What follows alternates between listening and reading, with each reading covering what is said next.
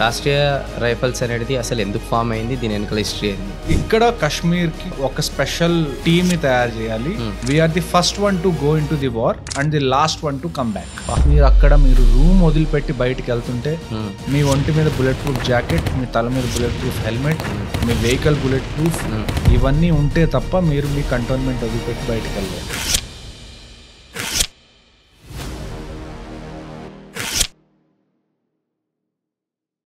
Rashtriya rifles అనేది అసలు ఎందుకు ఫామ్ అయింది, దీని వెనకాల హిస్టరీ ఏంది? రాష్ట్రీయ రైఫల్స్ అనేది ఎందుకు ఫామ్ అయింది అంటే 1990లో ఎప్పుడైతే కాశ్మీరీ పండిట్స్ ఓకే వాళ్ళు వెళ్ళిపోయారో కాశ్మీర్ నుంచి, అక్కడ టెర్రరిజం బాగా పెరిగిపోయింది. రైట్.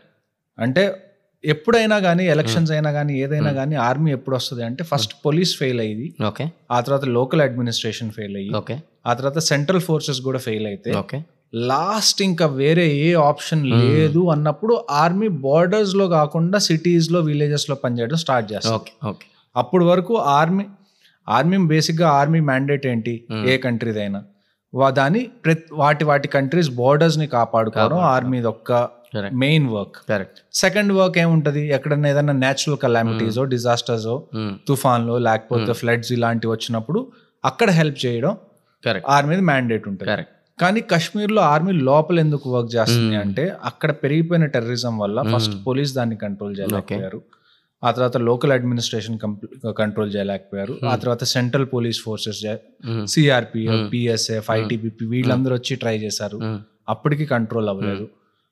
అప్పుడు army came inside Kashmir. Okay. అప్పటి వరకు కాశ్మీర్ లో ఆర్మీ ఉంది, కానీ కాశ్మీర్ లో మనకి ఎల్ఓసి ఉంది కదా, రైట్. ఎల్ఓసికి అవతల వైపు పాకిస్తాన్ ఉంది, యువతల వైపు మనం ఉన్నాం. రైట్. సో ఎల్ఓసి మీదే ఎక్కువ ఆర్మీ ఉండేది లోపల కన్నా. కరెక్ట్. ఎప్పుడైతే 1990లో ఈ ఇష్యూస్ అన్ని జరిగినాయో అప్పుడు కాశ్మీర్ లోపలికి ఆర్మీ ఎలా ఎంటర్ అయిందంటే రాష్ట్రీయ రైఫల్స్ లో ఎంటర్ అయింది. అది క్రియేట్ చేశారు 1992-93 అంటే 93-95 మధ్యలో ఆల్మోస్ట్ అన్ని రాష్ట్రీయ రైఫల్ బెటాలియన్స్ ఎంటర్ అయింది, స్టార్ట్ అయింది యాక్చువల్గా. అదే ఫస్ట్ టైం రాష్ట్రీయ రైఫల్స్ అనే ఒక కాన్సెప్ట్ స్టార్ట్ చేయడం. రైట్. సో లాస్ట్ 35 years నుంచి రాష్ట్రీయ రైఫల్స్ ప్రతిరోజు కాశ్మీర్లో ఆపరేషన్స్ చేస్తానే ఉంది నాన్ స్టాప్. మీకు till now even today Jammu region లో అయినా కాశ్మీర్ రీజియన్ లో అయినా ఎక్కడో చోట ఏదో ఒక ఆపరేషన్ ఎవ్రీ డే జరుగుతూనే ఉంటుంది. అంటే 24/7 be it snowing, be it raining, be it sunny, ఏ క్లైమేట్ కానివ్వండి, ఏ టైం కానివ్వండి, 24/7 అక్కడ ఏంటి అంటే మీకు ప్రతి ఆపరేషన్ లో టెర్రరిస్ట్ దొరుకుతాడని ఏం లేదు, కానీ మీకు ఇన్ఫర్మేషన్ వస్తుంది. మీరు వెళ్ళే టైంకి టెర్రరిస్ట్ అక్కడి నుంచి పారిపోయి ఉండొచ్చు, కానీ మీరు వెళ్ళి చెక్ చేయాలి కదా. సో ప్రతిరోజు ఆపరేషన్ జరుగుతూనే ఉంటుంది. మీరు రూమ్ వదిలిపెట్టి బయటికి వెళ్తుంటే మీ ఒంటి మీద బుల్లెట్ ప్రూఫ్ జాకెట్, మీ తల మీద బుల్లెట్ ప్రూఫ్ హెల్మెట్, మీ వెహికల్ బుల్లెట్ ప్రూఫ్, ఇవన్నీ ఉంటే తప్ప మీరు మీ కంటోన్మెంట్ వదిలిపెట్టి బయటికి వెళ్ళలేరు. ఎందుకంటే అక్కడ ఎప్పుడైనా ఏ అటాక్ అయినా అవ్వచ్చు. ఇప్పుడు పుల్వామా ఉంది, అటాక్ అయింది కాశ్మీర్లోనే కదా అయింది. నేను ఎక్కడైతే కూర్చున్నానో ఇప్పుడు అక్కడికే వస్తా నేను. ఇప్పుడు మీరు కాశ్మీర్లో ఏ ఇయర్ ఎంటర్ అయ్యారు? నేను 2017-18 2017-18 ఎంటర్ అయ్యారు కదా. సో ఇప్పుడు అక్కడ ఇందాక మన డిస్కషన్ కూడా చెప్పారు, అక్కడ మీరు కామన్ పీపుల్తో కలిసిపోయి బియర్డ్, జనరల్గా ఆర్మీ అంటేనేమో స్మాల్ హెయిర్ కటింగ్, దాని తర్వాత క్లీన్ షేవ్ ఇవన్నీ ఉంటాయి. బట్ దీనికి టోటల్ ఆపోజిట్ ఉంటుంది. మంచిగా బియర్డ్ పెంచుకొని, హెయిర్స్ పెంచుకొని అలా లోపల కామన్ పీపుల్ లాగా బతకడం.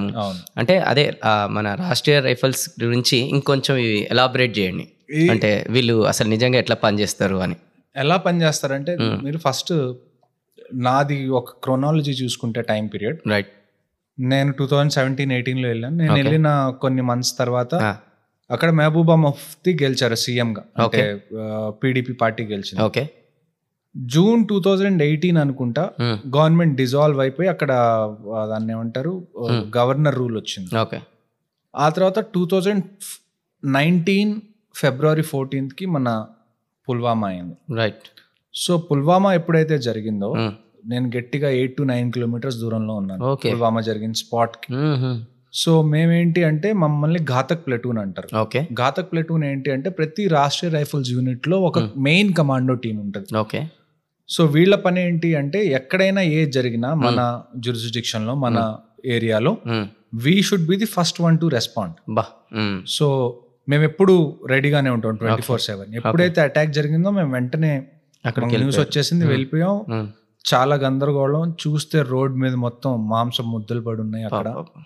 అంటే మీరు చూసుకుంటే ఆ రోజు 44 మంది చనిపోతే ఆ 44 మందిలో నాకు తెలిసి ఎవరి ఫేస్ వాళ్ళ ఇంట్లో వాళ్ళు చూసి ఉండరు. ఎందుకంటే ఆ బ్లాస్ట్ ఎంత పెద్దది అంటే బాడీ మొత్తం పీసెస్ అయిపోయి చిందరవందరగా పడి ఉంటే జస్ట్ టెస్ట్ చేసి DNA టెస్ట్ చేసి ఎవరి బాడీ ఏంటి అన్నది వాళ్ళ ఆ పెట్టెలు ఉంటాయి కదా మన బాడీ బాక్సెస్, అందులో పెట్టి వాళ్ళ ఫ్యామిలీ వరకు చేర్చగలిగారు. ఆ రోజు ఈవినింగ్ కూడా నేను మొత్తం కంప్లీట్ చేసుకుని రిటర్న్ నా ఆఫీస్కి వచ్చే టైంకి నాకు CRPF వాళ్ళు కాల్ చేసి అడిగారు, మీ దగ్గర ఎక్స్ట్రా ఫ్లాగ్స్ ఉన్నాయా వీటి మీద కప్పడానికి. ఎందుకంటే ఒక రోజులో 44 మెంబర్స్ 45 మెంబర్స్ చనిపోతాం అని చెప్పి ఏ ఆర్మీ కూడా అనుకోదు. ఆర్మీ కానివ్వండి, BSF కానివ్వండి, CRPF కానీ ఏ బెటాలియన్ కూడా అనుకోదు. కానీ అలాంటిది ఒక అన్ఫార్చునేట్ ఇన్సిడెంట్ జరిగింది. ఆ సీన్ మీకు కల్లారా అప్పుడు అంతా మీరు చూసారంటున్నా కదా, మీకు ఆ 1-2 డేస్ వరకు ఎలా ఉండే అసలు అప్పుడు? చూడండి, కాశ్మీర్లో ఏంటి అంటే మీరు ఫస్ట్ రోజు ఎప్పుడైతే కాశ్మీర్లో ఎంటర్ అవుతారో మీరు ఏ సెకండ్ అయినా మీకు ఏదైనా అవ్వచ్చు అని మీరు ప్రిపేర్ అయిన తర్వాతే వెళ్తారు కాశ్మీర్కి. ఓకే, మీకు ఖచ్చితంగా అలాంటి ఒక సీన్ చూస్తే బాధ వేస్తుంది. కానీ అట్ ద సేమ్ టైం మీకు తెలుసు ఇది రియాలిటీ. ఇక్కడ అన్లక్కీగా వేరే వాళ్ళు ఎవరో ఉన్నారు ఈ ప్లేస్లో, నేనున్నా బాగుండేది అనిపిస్తుంది నాకు.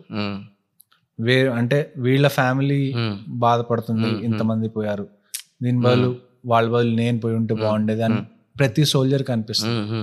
కానీ ఇంకా you can't change the fate, but what can you change? You change how you respond to it. Omega tablet అని ఉంటుంది కదా, అది ప్లస్ ఇంకా మల్టీవిటమిన్ కూడా. నా విషయంలో అయితే మల్టీవిటమిన్స్ ఒక పెద్ద స్కామ్ అని చెప్తాను. ఓకే, వే ప్రోటీన్ బాక్సులు కొనుక్కొని సో మీ బాడీ వెయిట్కి ఇంటూ 0.8 చేసుకుంటే మీకు రోజుకి ఎన్ని గ్రామ్స్ ఆఫ్ ప్రోటీన్ కావాలి అనేది మనకు తెలుస్తుంది. కానీ మీరు నమ్మరు, యావరేజ్ ఇండియన్స్ 20-30 గ్రామ్స్ కంటే ప్రోటీన్ తినట్లేదు.